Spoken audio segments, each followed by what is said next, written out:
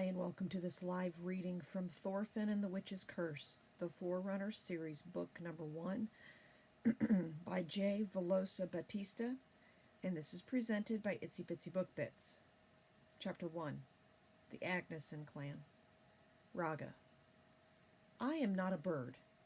Of course I know what you are thinking. It's easy to see how you would be mistaken, seeing me pressed into this thatch above that smoldering hearth, scratching at mites in these pin feathers, smoke smarting my eyes, listening to that rabble in their cups. But I assure you, speak the truth. I am not a bird. See that Saxon down there hungrily watching me? She would have surely eaten me weeks ago. Good things I chose this raven form, those Eastmen calling me Hugin and Moonin, holding me sacred to their one-eyed god, allowing me this roost unmolested. It's been moons since I found him. Down there, you can see him through the haze, the son of that petty chieftain. Not that boisterous, swaggering boy barely sporting fuzz on his chin, nor his toady brother slinking there, holding his father's horn and smiling weakly at the men's crass jokes. No, that timid one, the youngest lad, a bit slight for his age, sitting on the bench by his old nursemaid, that tipsy gray-haired biddy the Eastmen are pressing to tell her favorite story, to recite the lore of their founding father. See how he listens with honest care, as if it's a newly minted fable, although he's heard the tale many times and can repeat the ominous ending in unison with that old sow. He is the one I have sought across centuries. He will lift my curse. I have foreseen it. Yuru. Yuru, tell us a story. Bjorn started first. Ned sputtered his drink, waved his greasy knife, and called, Yuru! Yuru! Cub, tall for his age, pushed up from his bench and waved his horn. Wise choice, Bjorn. Yes, nurse. Speak of the old times. Agne called from his end of the long table. Gurud, blue eyes curled under his arm, his leather tunic opened to the air his ruddy chest. Tell us of the warring gods, Thor's hammer and Freya's beauty. Bjorn sloshed his drink, his copper bracers flashing the candles in firelight. Loki's treachery! Another shouted. Flushed a bit with drink and feigning fatigue to hide her satisfaction at being called to speak, she waved her hand around her cap as if to decline.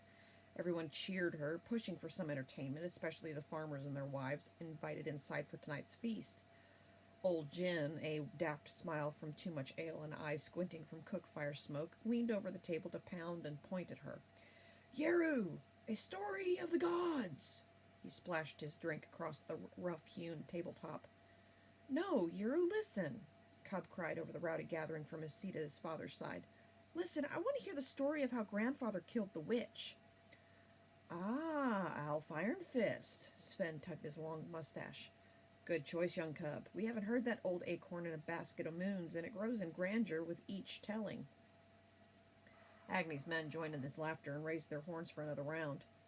Yursip weaved among the guests to pour brown ale and distribute the remaining hard brown bread. Gurud, next to Agne in the high chair, her youngest asleep in her arms, felt a chill and motioned with her free arm for May to close the shutters, while silver-haired Tima bent to rekindle the embers in the fire pit, sending sparks into the rafters and startling the old raven perched in the chimney-hole. All right, Yuru stood, tucking her loose hair back under her cap's fillet, and cleared her throat theatrically. All right, let me begin properly.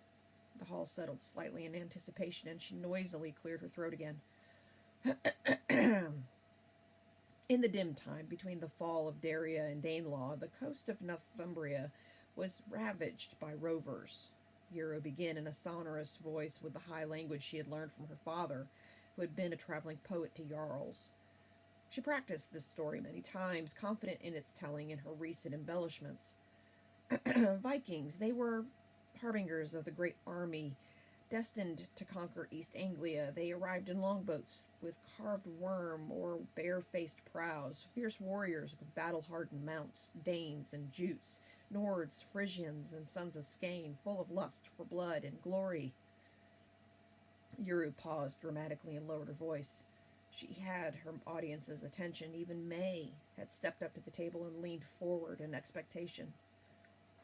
For the native Saxons, it began with a rare sighting, a single sail on the horizon at dusk, a whisper here, a mysterious footprint there, but for those of Viking, she smiled at the grinning faces around the room, word quickly spread through the east. Men, our brave soldiers of the North Sea, word of defenseless riches waiting, unguarded by Saxons or Britons, Picts or Angles, feeble, ill-fed and unwashed heathen, who squandered their treasure and warred among themselves.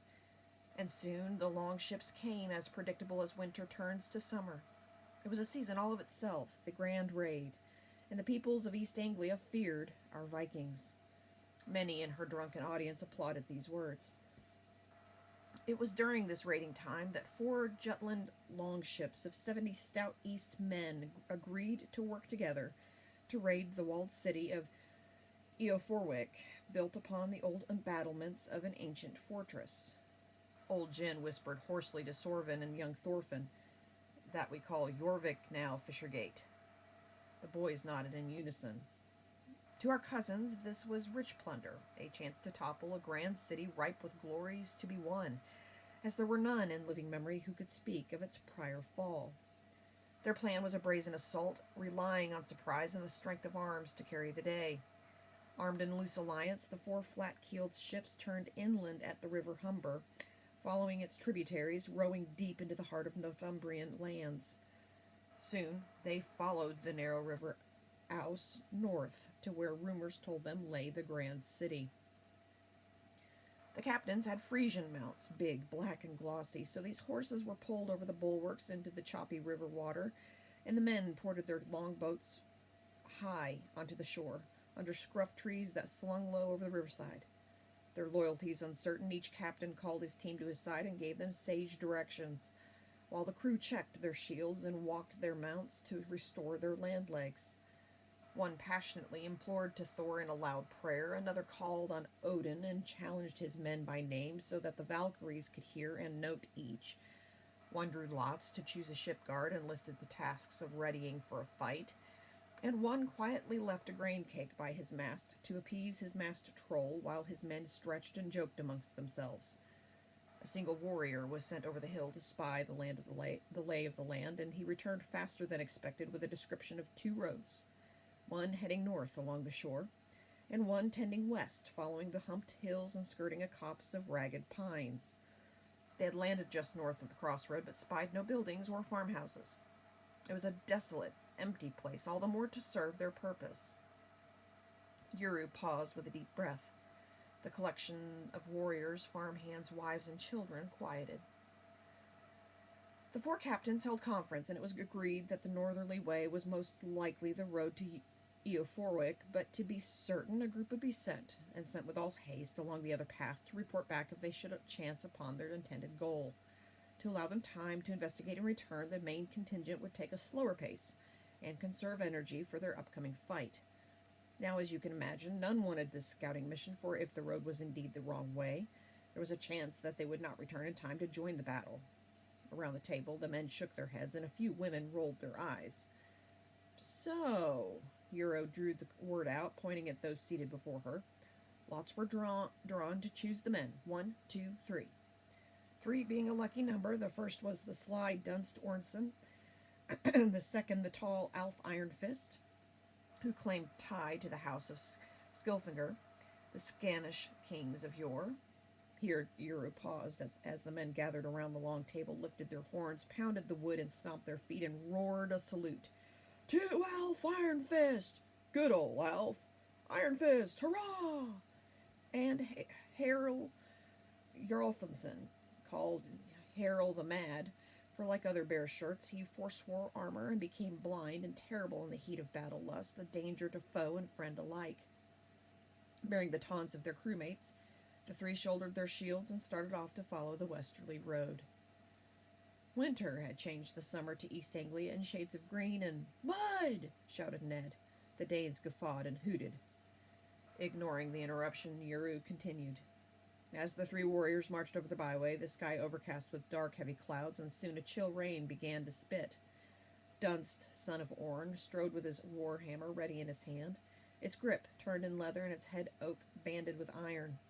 Behind him, Harold, bare chest damp in the weather, grumbled loudly at their errand, followed by Alf, occasionally snorting in laughter at Harold's moaning complaints. In the distance they saw a poor farm, a wattle and daub shed tucked against a breakwind of cedars, with a weak trail of white hearth smoke to tell of inhabitants, and a single thin cow lowing in the field. Not willing to waste their time, Dunst led them at a swift pace, headed down, and eyes squinting against the blowing wet. In less than a mile the road entered a wood, and it became difficult to judge if the road held true to its original direction. The forest floor was humped with hills and ravines, and small paths crossed the main path at odd angles. Under the mossy old trees the light grew dim and shadowed, and the road became strewn with the litter of the winter past. Piles of fallen sodden leaves, broken branches, pale spindly weed sprouts, and corpse-white mushrooms poking from the brown rot. Dunst slowed their march, listening carefully to the gloomy forest. The three startled a heart, and its escape was unexpectedly loud as it crashed through the brush. Even grouchy Harold fell silent. The three came to a crossroads in the deep wood. Here stood a wooden post carved with symbols not unlike runes, but none among them could read the mysterious carvings. Mossy and worm-mined, the post seemed to indicate the way. Impatient Harold called for them to make the new way, for in his view it was a marker on the road to Eoforwick. Dunst studied the marks, and noted that each side held a different set, one seeming Saxon to his eye. Nothing indicated the symbols for Eoforwick, which he had seen before on his captain's map of the coast, a Saxony sketch on stretched leather gathered in a prior raid. Alf and Harold had never learned to read, so they stood scanning the roadways, watchful for potential dangers, although the woods seemed to be empty save for birds, dripping rain, and rustling leaves. Dunst puzzled a while over the marker and the question of whether to continue on the original route, take the new path, or turn back and retrace their steps. If only they could see the sun and get a sense of direction. Harold pleaded for them to turn here, for he feared retracing their steps would put them far behind the main force, and they would miss the battle. Surely taking this new road is the way to Eoforwick?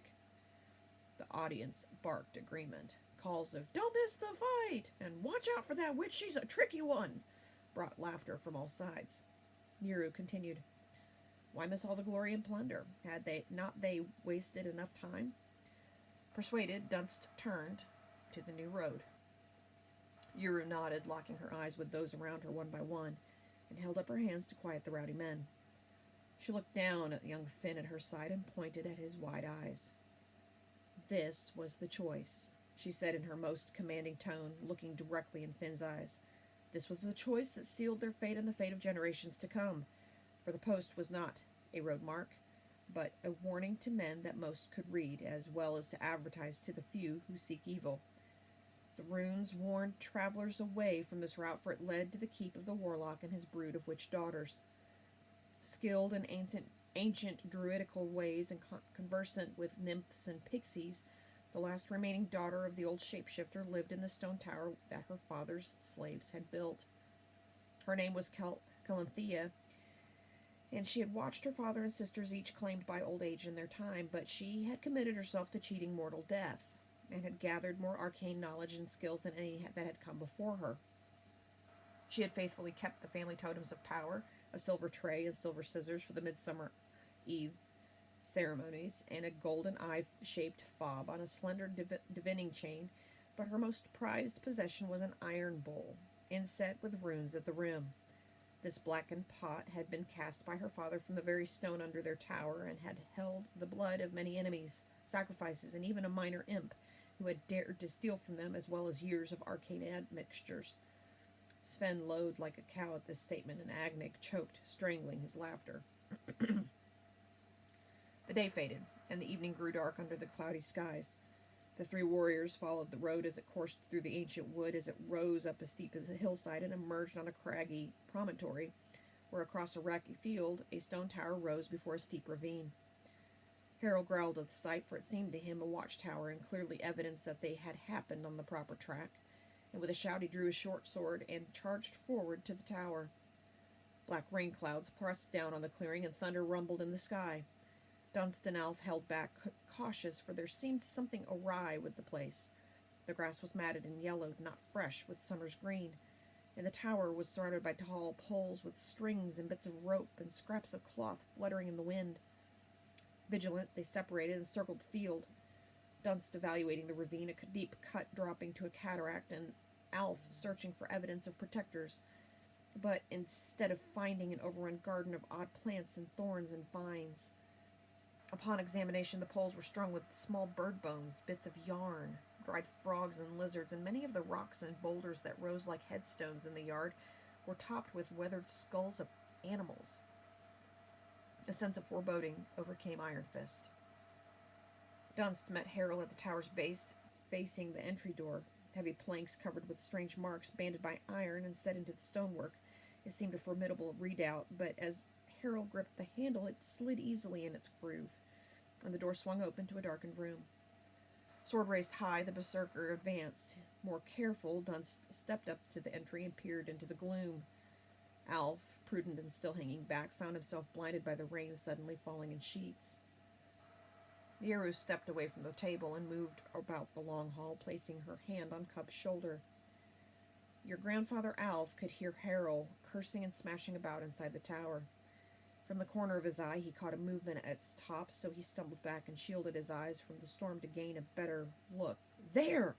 She pointed into the dim light in the rafters. There! A flash of lightning illuminated a scrawny, hunchbacked shape in windswept robes, raising hands to the sky. His heart leapt, for the figure's eyes glinted red and peered straight at him like a wolf. Yeru paused. She could remember Agne's father recite the tale, and always at this point in his grand story he hesitated, as if he refrained from telling all. She looked around the hall, the table still scattered with the remnants of the boar and bits of chicken bones that had not yet been thrown to the dogs, the odor of close company and the roast mingling with the smoke from the hearth. Dunst, she continued, his eyes growing accustomed to the darkness, entered the siege tower, a single round room filled with a clutter. Drying herbs hung from beams, rough wooden furnishings, a table piled with leathers, scrolls of parchment carefully stacked in holes carved in the stony walls. The place smelled sour and chemical, stale and musty, and all the piles muffled sounds. The room seemed more confused since Harold had bashed through, and the burly Viking stood before a dim, smoky fire on a white hearth, shaking the rain from his hair. Dunst rummaged through the piles and pulled loose a thick scroll which, crossing to the fire, he held in the coals until it caught and made a crackling torch.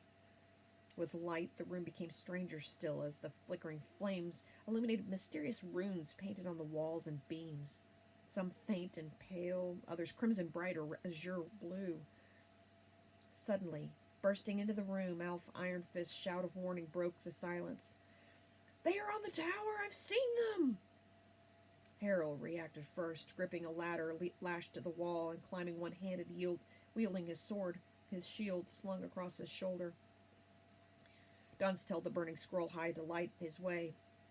Harold charged up the rickety ladder and without hesitation burst through the square roof door, clambering up and out of sight.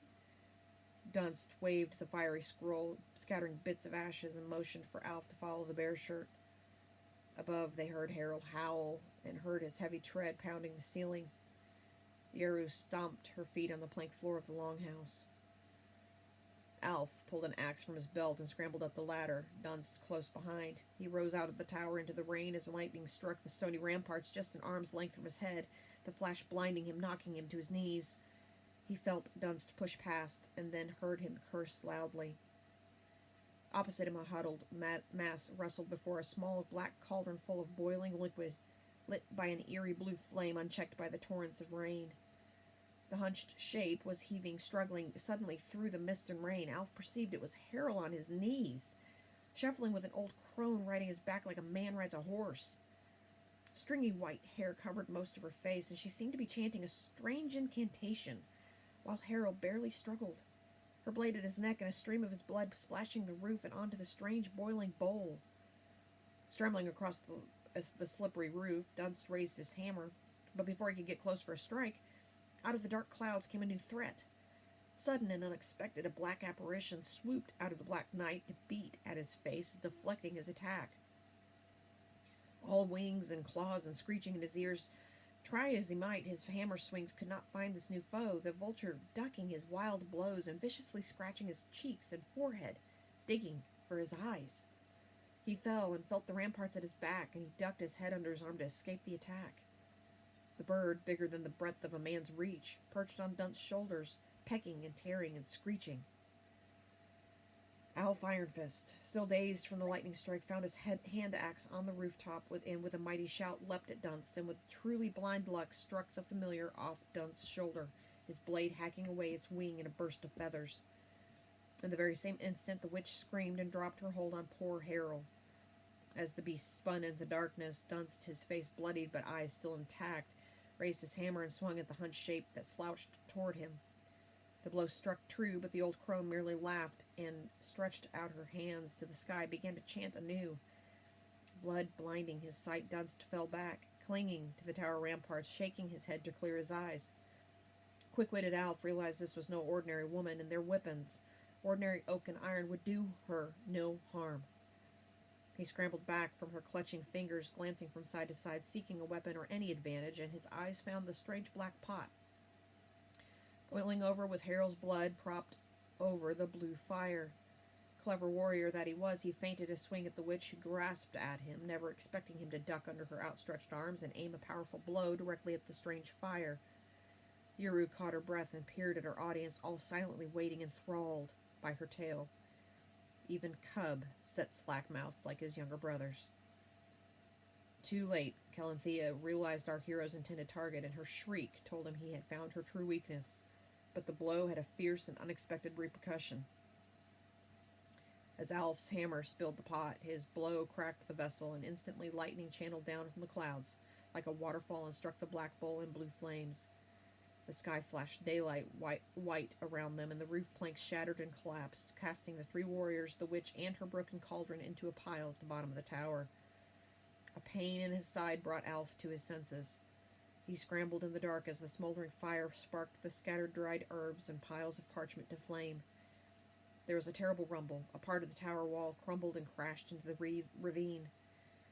Screaming incoherently, the witch, now a broken and withered demon, rose out of the rubble, her lightning-charged hair crackling, standing out from her head, her eyes a terrible red glow. Dunst, his arm broken in the fall and hanging limp at his side, stumbled back from the apparition, grabbing a wooden chair to parry this new attack. Alf had landed on a chest which had smashed, and inside the glint of silver in the firelight caught his eye, a linen-wrapped silver platter and scissors. Recognizing these were magic items, he shook off the debris and leapt to Dunst's defense, stabbing the old woman deep in her chest with her own scissors. There was a loud popping noise, as if he had burst a wine bladder, and the room filled with a wheezing, windy moan. And her demonic power fled her to the ground around them, the flashing red eyes fading dim to black. With a whimper, the old witch crumbled to a pile at their feet. The fire in the room grew steadily, despite the rain now pouring through the open roof and the gaping hole in the wall. Alf found the broken Harold and hoisted him to his shoulder, while Dunst fumbled and pulled loose the silver plate, their only trophy. Wicked Calanthea lay barely alive in the refuse, and summoning the last of her magic, she cursed the Eastmen, a curse on their line until the third generation, and a promise to haunt them. Yuru pursed her lips and passed a stern gaze at each brother in turn, at Cub, at Sorvin, and at Finn. A curse onto the son of the sun, and with these words proclaimed, the witch used her nether powers to separate her hug from her lick and slip into the realm between to await her time for revenge. In the light of the flames, Alf dragged the heavy, limp Harold Garfinson into the yard and took a tangled pole and broke it to make a brace for Dunst's arm. Then the two of them carried the unconscious Harold back into the forest. Alf had a broken rib and had skinned the flesh from his left leg, but the damage was not life-threatening. Soon the rain stopped enough, but had fallen to turn the roadway into mud, and so with Harold slung between them, they slogged their way back to the long ships tethered above the Ouse, dirty, hungry, and tired. Surprised, the boat's guardians met them and helped carry the injured Harold back to his berth. That night only 2 of the captains returned, their warriors tired and sore, and their number diminished to 48. Having raided and burned a small village in retaliation for being repulsed at the wall of Eophoric, they carried enough food and stores for the return trip home and a few trophies, but none worth mention save Yuri outstretched her hand to point to the heavily carved Barnstoker pillar behind Agni and Girid, where a tarnished moon-shaped shield with strange embossed symbols hung. The witch's silver plate.